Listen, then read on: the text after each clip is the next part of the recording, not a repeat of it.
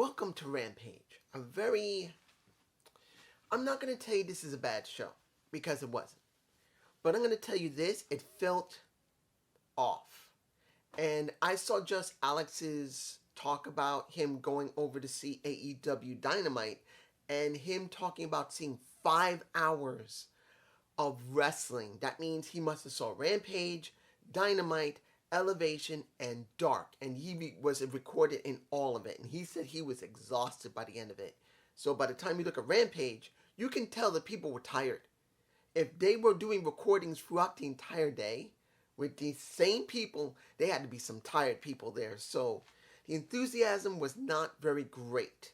Doesn't mean the matches were bad, it wasn't very enthusiastic. House of Black versus 10, Evil Uno, and Fuego del Sol. Now, here's the thing. I don't hate Fuego del Sol, I don't hate 10, and don't hate Evil Uno. But seeing this situation with them, you wonder, what are they doing with... You look at Dark Order. You wonder what they really need. And I know what they need. They need a leader. They got nothing to do. They're just helping people out, being faces. And the problem here is they were better as heels, and they need a leader. They don't got one. Evil Uno is not a leader. He's second in command. That's how he feels. That's how he's always felt.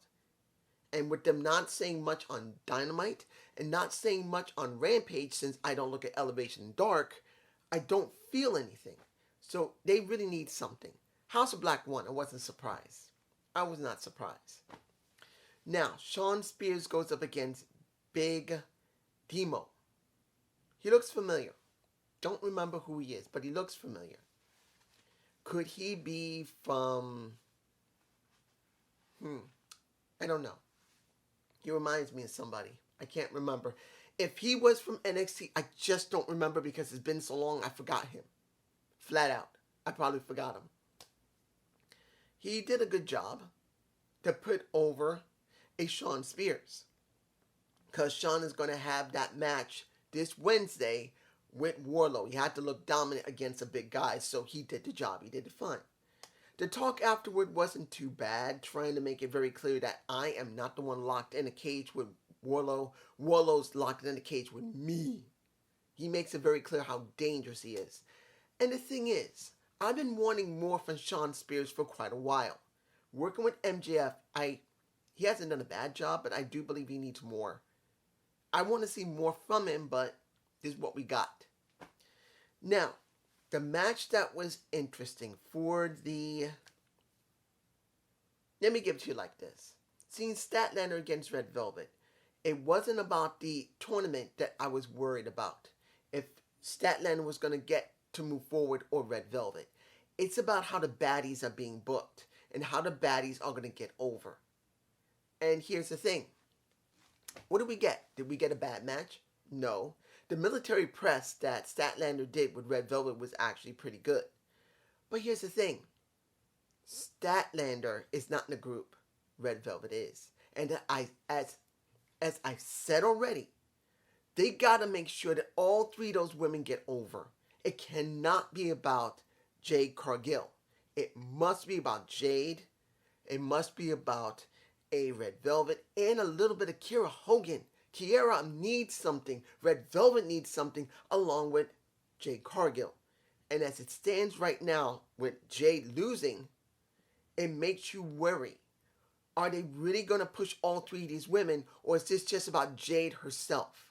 Because if it's about Jade, I believe Red Velvet's getting the shaft and Kiera is getting the shaft as well. Now, of course, this is still very early, and I'm making very clear to people that don't listen to me. I have concerns, but I'm still open-minded enough to see what's in front of us.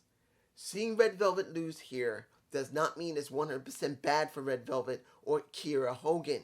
But I am making it very clear to watch and see. Do not be all invested in the baddies, particularly if the only baddie that matters to AEW is Jade Cargill, and they're basically not really doing enough with Kiera Hogan and Red Velvet. Red Velvet had a lot of stuff last year. Kiera Hogan has been in AEW for a little while now, and this is the first time she's doing something on the main show and the secondary show, Rampage. They really need to do more with them because I've seen Akira Hogan. She's got charisma. She can also wrestle. And I do believe she's the most seasoned person there. Now, mind you, I could be wrong, and Red Velvet's probably been in there longer than her. But as far as I know, Kiera is the one who has most of the experience with the three. So I want to see them get somewhere. That's just me. Now, let me give it to you like this. The match between the the Blackpool Combat Club versus Seidel and Dante Martin. You wonder what's going on with his brother. What's going on with Dante's brother? Is he injured again, or did they decide not to keep them together because Dante looked much more better as a singles competitor than a tag? Because as far as I can tell, his brother's not on Dynamite or Rampage. Maybe they're teaming up on Elevation or Dark, but they're still doing something with him on Dynamite and Rampage without his brother. So either his brother's hurt, or they believe Dante can work on his own on the main roster while his other brother works an Elevation and Dark to rebuild himself. Good match. Dante looked fine. Matt Sydal looked fine. The video, not the video, but the interview wasn't bad. But you wonder, how far are they going to go with Dante Martin? Because Sydal's fine. Moxley's fine. Bryan's fine. The question is, what are they going to do with Dante? Where is he going? Is that going to lead to a TNT title match? Which I will be getting in a minute. I'm not forgetting what happened with Sammy Guevara. And you can see the title. Did they actually go there? Now, they did have a video package between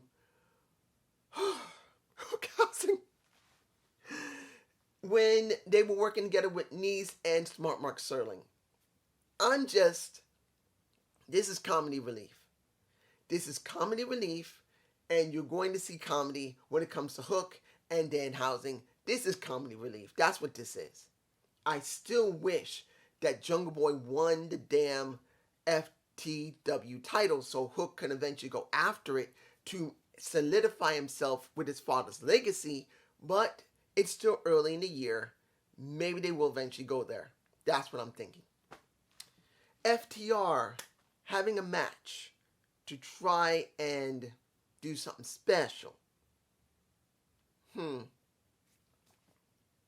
Seeing that Trent and Rocky Romero going to have a match which could lead the FTR to getting New Japan Pro Wrestling titles, tag titles, will be interesting eventually if it's leading there. I'm just wondering, is New Japan Pro Wrestling willing to let FTR hold their title, the AAA title, and the ROH title? That would be very interesting for them to be holding 3 titles. Would they go there? I don't know. Finally, did they actually go there? I don't know the full title. I think it's that. But you see Men of the Year in the ring with... when you see Lambert, you know this is going to be an interesting segment.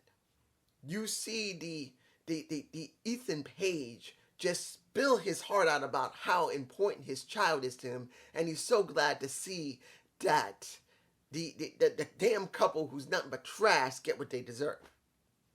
Now the question is going to be, where are they going to go with this situation? Because you just had them demanding the TNT title back. They didn't say which title. Was it the interim title or the main title? But here's where it gets like, did they really do this? Why? Is this good booking? Is this bad booking? The kicker of this, Sammy demanded a rematch. He won another match with the Man of the Year, the Scorpio Sky. And he said no. So he said, until you get to give me my title, you see I'm getting anxious about this because I'm worried that this is not going to go over well with most people. That they destroyed one of the TNT titles. Of course, it had to be interim title. That's the one they destroyed, not the main title. We know this. But them doing this, it makes you think for some, maybe WCW vibes. Maybe TNA vibes when you see the man beast of Rhino destroyed that damn title because he was not happy with the WWE having that damn ECW title, and he still held the original one, and he wanted to make sure that nobody could ever wield it but him, and he destroyed it. He burnt it. So the key of this is it having that same type of vibe like what happened with WCW, and you see the women's title get thrown into the trash. This is where you wonder, did they make the right decision about destroying that title, seeing that Sammy Guevara said, you better give me my damn match. If you don't, you're going to see the sledge. And since Scorpio said no, he destroys the title. Then you see Frankie Kazarian saying, until I get my fairness, this is what's going to happen. I'm going to destroy stuff along with him. And then you see Frankie destroying the TNT title, and you wonder, and then you see Sammy Guevara holding that faceplate. I don't know if I'm going to use that as the title, the picture thumbnail. I got to see if I can catch it before uploading this. But it's like, was that the wisest thing to do? It's shock. It's shock value. That's what they just did with the TNT title, possibly the interim title, not the main title. They did shock value. Does it help AEW long term for Double or Nothing? Technically it does, but then it does not, because they just destroyed the damn title. Yes, it's probably interim, and they're going to probably state it was the interim title, but still, seeing they did this, either one or two things is going to happen: that the main title's fine and they just destroyed the copy, or they're about to introduce a new TNT title where you're going to be like, what, really, that quickly? You're making another TNT title? I'm not saying they are. I'm just saying this is what some people may speculate. Me personally, I'm on the fence. I don't know if this is going to go well going into Double or Nothing. It might give a lot of interest, because right now, Sammy and Ty Conchi are heels. Let's be honest. They're supposed to be the heels in this. And they just destroyed the TNT title. You got Frankie Kazarian helping them destroy the TNT title. And it makes Dan Lambert, Ethan Page, and Scorpio Sky supposed to be the good guys. That's what's supposed to be. Because bad guys are the only ones who would destroy a title like that. So it's confusing to see how the fans are going to react to it. Particularly that the fans have been there for 5 hours and they were tired by the time this situation happened. So I don't know how this is going to go over with everybody else. It could go over great.